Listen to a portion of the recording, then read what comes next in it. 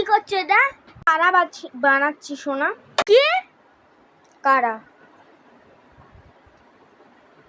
এ নাও সোনা কারা। জন্য দেখাতে ওই জায়গাটা বলেছি দাদা। ছেলে ঘরে আয়। মাসির ছেলে ঘরে আয়। এই তুমি লাঠিটা কোথা থেকে এনেছো গো? ছাগলের ওখান থেকে। ছাগলের ওখান থেকে? এটা পাখির লাঠি। সময় পাকা।